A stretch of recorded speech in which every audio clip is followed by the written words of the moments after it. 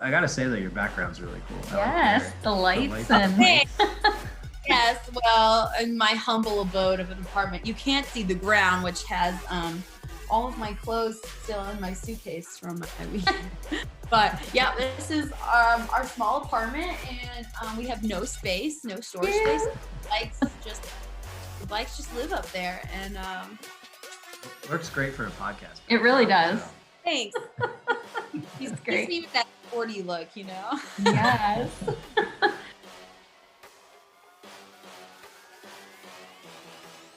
So have you been therapy?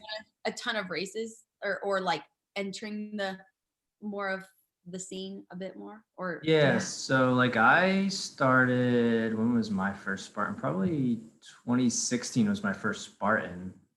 Yours wasn't until what? Like 2 years ago?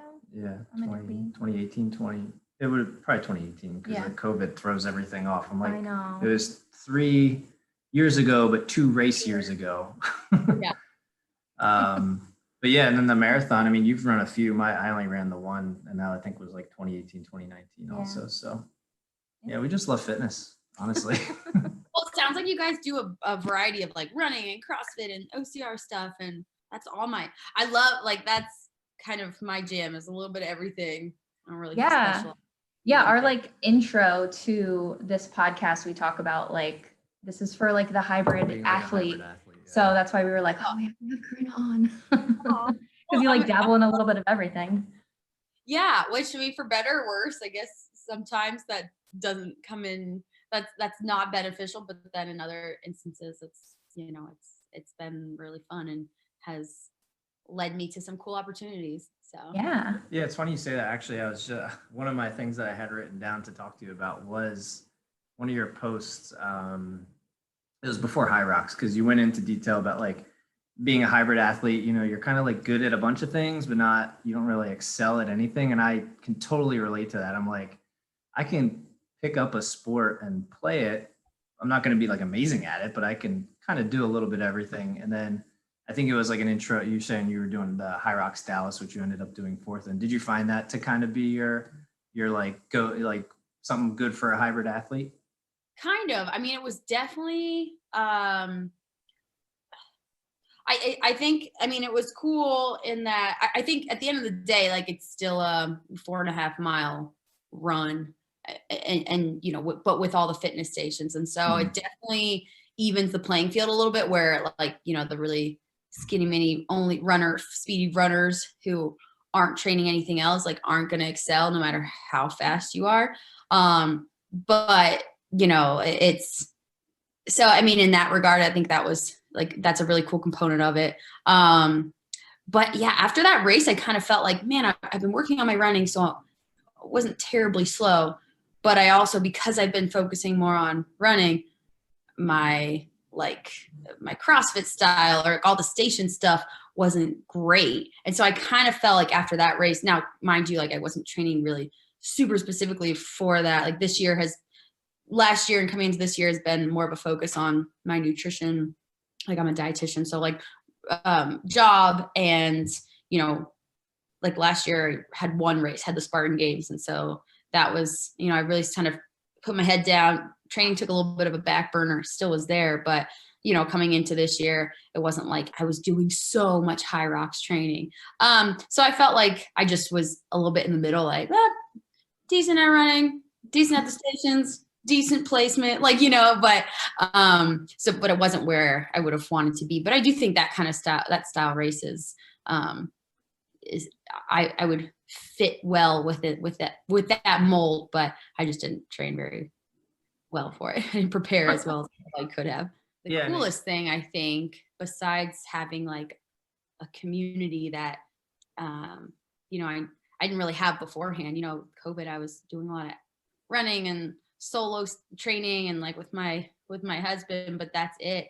And so it was, aside from the community, it was cool to kind of break down that barrier of talking about substance misuse. And like, I feel like there's a stigma around that, where, you know, if you're not in recovery, like, it's an awkward topic to like, you would never in a million years think you'd like ask someone, like, tell me about your history with, you know, alcohol or drugs, or, you know, and it, like, you know, it feels intrusive. And then a lot of times an individual in recovery wouldn't want to like open up to you about that. And so I feel like that's been a really unique part of my job, connecting with all the wonderful people in the community that I work within, and to kind of break down those walls and learn about everyone's unique story and their struggles, and just, you know, relating in other ways, like, because we all struggle as human beings. And so it's not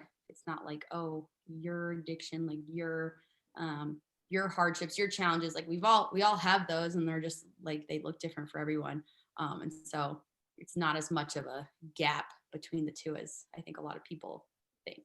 Yeah. Yeah, I was gonna say, I feel like it is kind of like people are like afraid to talk about it, Yeah. kind of thing. It's actually interesting. Like we had one of our earlier episodes, we had somebody who's a CrossFit coach more locally to us, and they have a class there that's totally free to people in recovery. That's awesome. So I mean, like I think like the more we do talk about it, and the more we bring light to it, the more these people are going to get help. And I guess like one question I thought of was, you know, I obviously, like you said, like we're all struggling in some way, shape, or form. So, but are there any challenges specific to people in recovery that you found either interesting or that you weren't expecting that differs from people not in recovery? Yeah, I mean, working with addicts, that's an addictive personality across the board. So it's not just towards drugs and alcohol. It's, you know, now it's fitness. If it, you know, okay, they're not using. So a lot of times, you know, that addiction can turn toward fitness, that can turn towards food, and that can result in like, you know, orthorexia or disordered eating habits, you know, so non-exercise related, like the orthorexia, but like, you know, with just being obsessive about food intake. And the struggle, especially as the dietitian there, is, you know, you're working with individuals who have really kind of abused their bodies in some way, shape, or form with substances. And now they're in this huge nutrient deficit, essentially, and getting, you know, part of that recovery process is learning how to, you know, love their bodies again and love themselves, and treat themselves with respect. And, you know, that very much involves, you know, your relationship with food and what you put into your body. And so, you know, it's a struggle, because you go from using, and a lot of our individuals went from being very thin, right, undernourished, very skinny, and then they go into, you know, 30, 60, 90-day treatment, and now all of a sudden they're off their substances, they're on medications, they're you know, getting fed 3 meals a day plus snacks, and all of a sudden like their body's changing, and it's a really hard place to be in, because they're, you know, already going through the challenges of recovering or, you know, withdrawal from their substance, and now it's like you throw in all these changes with their body, and it's a struggle. So I think helping, a lot of my role right now is helping individuals with that relationship with food, and seeing it as a tool and a necessity, instead of like immediately trying to think of like, okay, how do I lose all this weight that I gained from finally giving my body the nutrients it needs. And so, you know, there's a lot of black and white thinking, a lot of, you know, one end of the spectrum or the other. And there's a lot of there's not a lot of this middle ground balanced area. And so that's like that.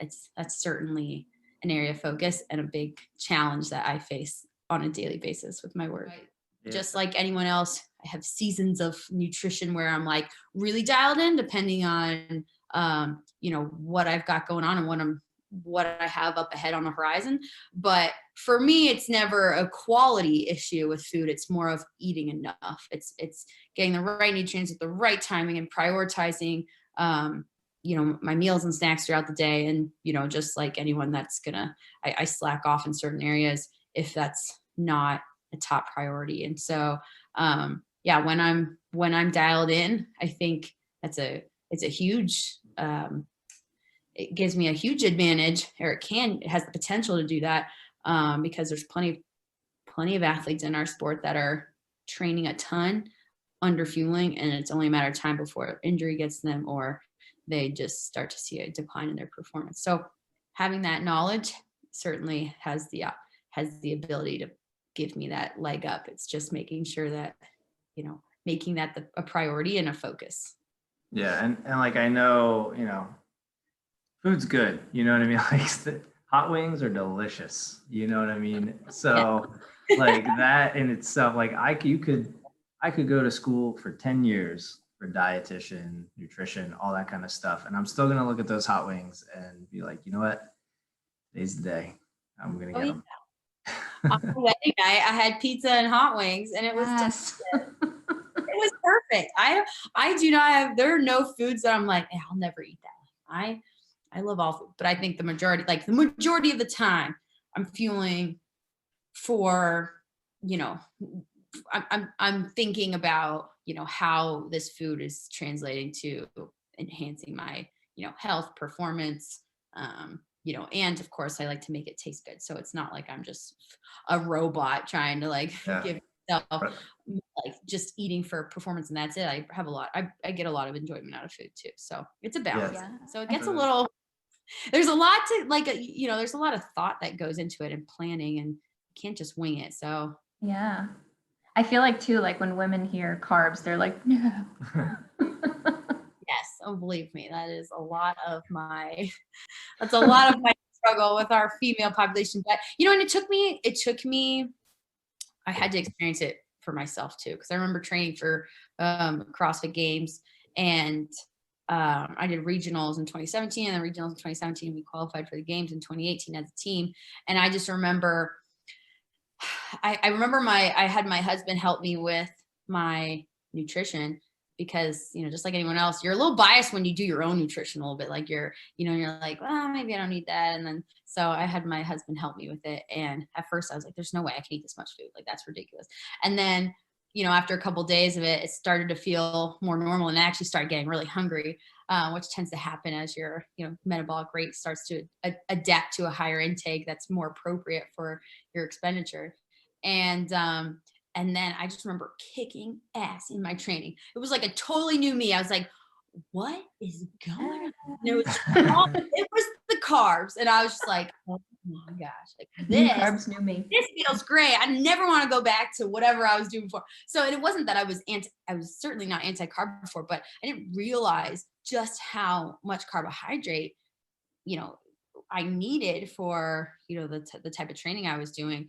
And, I was very pleasantly surprised when I, to actually firsthand experience and feel the difference. And, that's a cool feeling when I help clients with that too. It's like that aha moment, like, oh my God, my recovery was great. Or, I was able to go farther, lift heavier, than I have ever done before. So I hope they keep all that. I hope they keep the wrestling. I hope they keep all the strength and the running and biking. Like, I think if they're going to do something like that again, it should be varied. Yeah. So you mentioned Spartan Cross. I think that's a really interesting format, like the less running, more obstacles, sort of thing. Like, did you enjoy that event?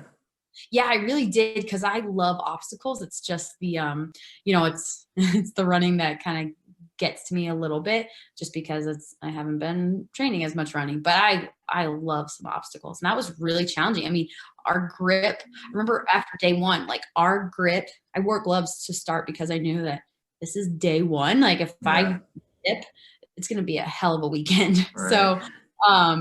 So yeah, I remember just afterwards, everyone's just pumped. We're just so tired. I was like, wow, this is a different kind of beast. But it's one thing to be able to run long distances with obstacles spaced out, like every couple of miles. It's another thing to have 13 obstacles in a half mile or 1 mile setting and do it multiple times.